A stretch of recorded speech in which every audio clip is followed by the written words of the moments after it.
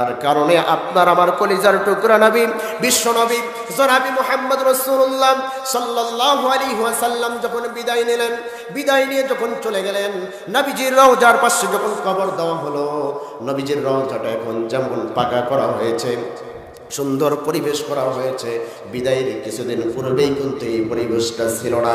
যার কারণে কাফের মুশরিকরা ইহুদি খ্রিস্টানরা সিদ্ধান্ত নিল, কেন যদি মুসলমানের নবীদের লাশটা যদি কেউ চুরি করে নিয়ে আসতে পারে, মুসলমানদের নবীর লাশটাকে যদি সরিয়ে ফেলতে পারি, তাহলে মুসলমানদের এক নাম্বার ঈমান নষ্ট করা যাবে।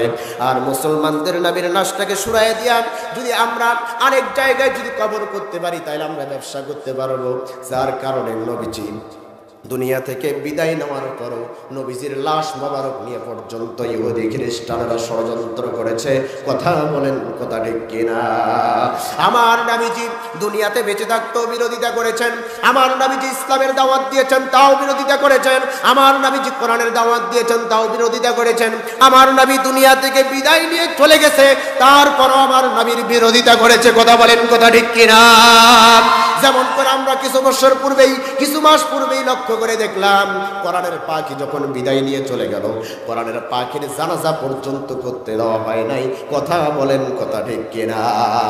তার মানে নবীজির লাশটা দেখেও তারা ভয় পায়, মুসলমান যারা তাদের লাশ দেখেও কাফের বেঈমানেরা মুশরিকেরা ভয় পায়। কথা বলেন, কথা ঠিক কিনা?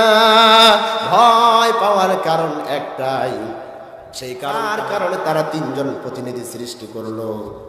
তারা তিনজনকে পুরস্কারের লোভ দেখালো, টাকার লোভ দেখালো।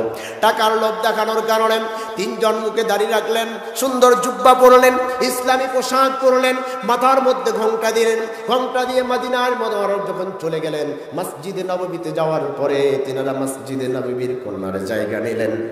ঠিক নবীজি যেই জায়গায় শুয়ে আছে তার কিছু দূর থেকেই তারা জায়গা নিয়ে নিল।